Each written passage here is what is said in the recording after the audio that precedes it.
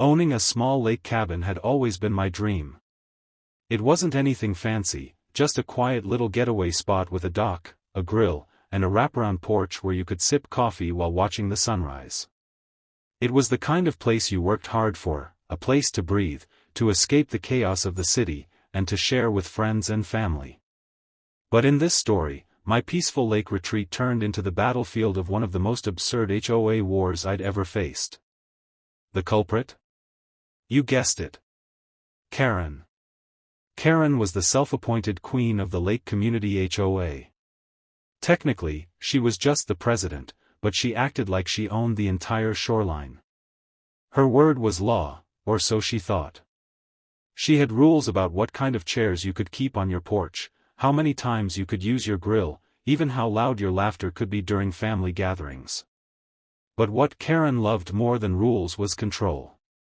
She wanted power over every property, and when she couldn't control it, she wanted it gone. And unfortunately for me, her entitled son, Tyler, had his eye on my cabin.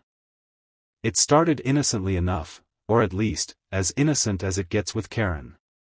One afternoon, Tyler strutted up to me while I was fixing the wooden railing on my porch. "Nice cabin," he said casually.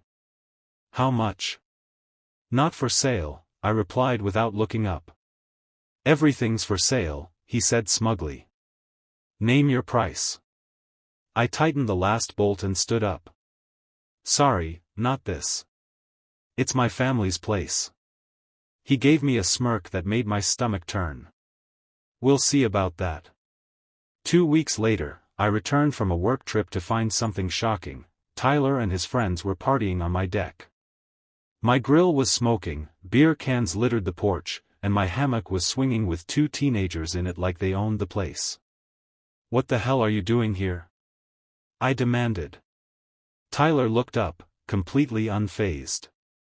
"Relax, my mom said it's fine. She signed the paperwork." "What paperwork?" I shot back. That's when Karen herself strutted out from the cabin like it was her personal lake house. She had a clipboard in hand, smug smile plastered on her face. "Oh, you must not have seen the notice," she said sweetly. "The HOA reassigned your cabin to my son. He's young, he deserves the opportunity to enjoy the lake. You already have a house in the city. Sharing is caring." I was stunned. "You did what?" She waved the clipboard in front of me. "According to HOA rules, properties can be reallocated for the good of the community. And Tyler is going to be running a small rental business here. It'll bring in revenue. It's a win-win." I almost laughed. "There's nothing legal about what you just said. This is my property. Paid in full. I have the deed." Karen sniffed. "We'll see what the courts say." Here's the part she didn't know. I wasn't just some pushover weekend fisherman. I worked in commercial security and land management. I knew property law inside and out. And I had already dealt with plenty of scammers who tried to pull shady paperwork tricks. So instead of arguing, I took action. The very next day, I installed a 12-foot steel gate across the only private road that led to the cabin. I put up no trespassing signs, motion sensor lights, and even cameras that sent live feeds to my phone. When Tyler tried to come back with his buddies, they found themselves staring at a locked gate with my name etched on the plaque. Of course, Karen lost her mind. The following weekend, I arrived at the cabin to find her and Tyler screaming at the fence, demanding entry. Behind them?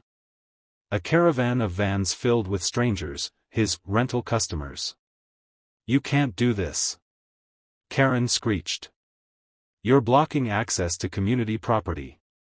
I calmly unlocked the gate and stepped inside the fence. "Correction, I'm blocking my property. This cabin, this road, and this dock are all under my deed. Not the HOA's." She waved her clipboard again. "We voted, and the cabin belongs to Tyler now." I pulled out my own stack of papers, copies of the deed, tax receipts, and county land records. Funny, because the state of your state says otherwise.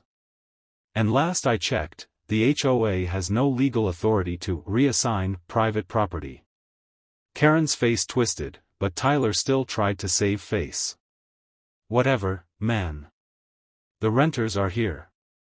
Just let them use it. You'll get paid too. I shook my head.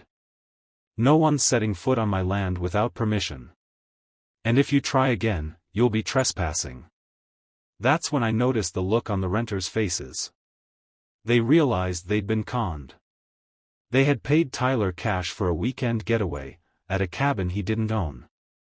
One of them pulled out his phone and said, "Yeah, I'm calling the sheriff." Karen's eyes widened. "Wait, no, don't." Too late. The sheriff arrived within the hour. And here's the beautiful twist of fate, the sheriff was an old fishing buddy of mine. The moment he saw me, he grinned. Well. What's going on here?"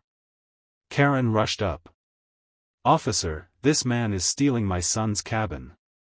We reassigned it through the HOA, and he locked us out illegally." The sheriff blinked. "Reassigned? That's not a thing. Deeds don't get reassigned by HOA boards."